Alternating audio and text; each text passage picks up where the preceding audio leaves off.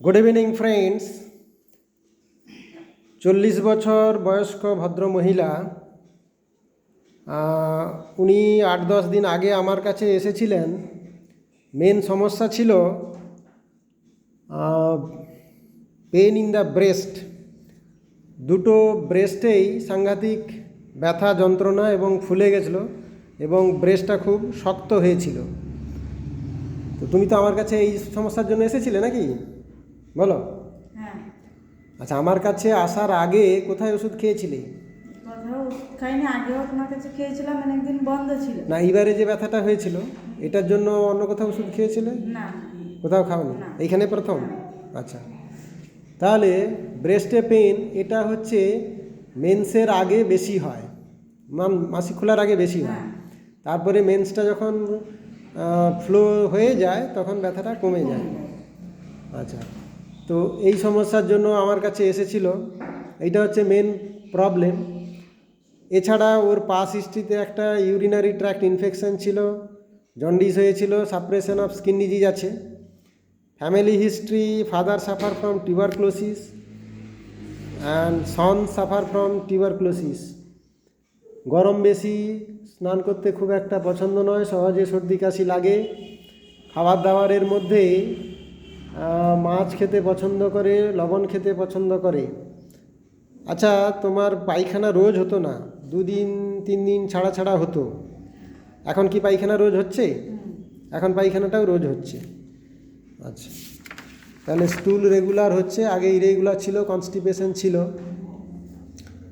আর মেনস্ট্রুয়েশনটা আগে কম দিন হতো, 1-2 দিন হতো।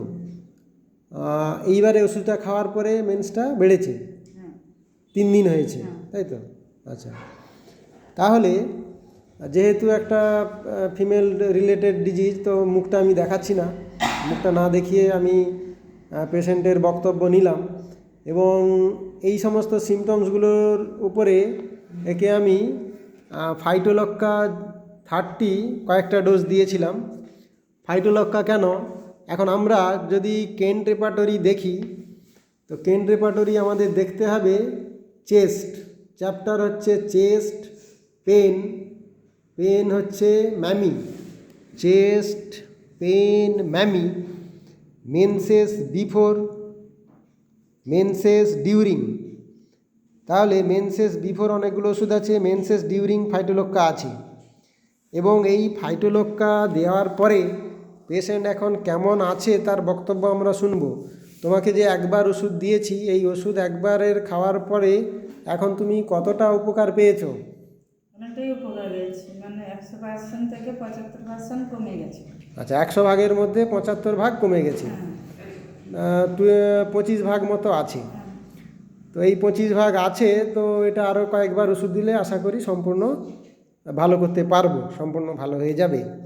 তো ওষুধটা তোমাকে কন্টিনিউ করতে হবে, আর কয়েকবার দিতে হবে। তো নেক্সট আজকে ওকে আমি প্রেসক্রিপশন করছি ফাইটোলক্কা 212টা ডোজ দিচ্ছি, দিনে 2 বার করে।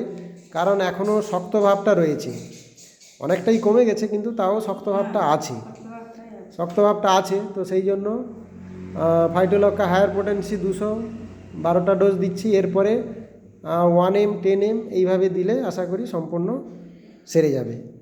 তো তোমার এই ভিডিওটা আমি আমার ফেসবুক এবং ইউটিউব চ্যানেলে দিব। তোমার নাম আমি বলিনি, তোমার মুখ আমি দেখাইনি, তোমার আইডেন্টিটি প্রকাশ করিনি, কেউ তোমাকে চিনতে পারবে না।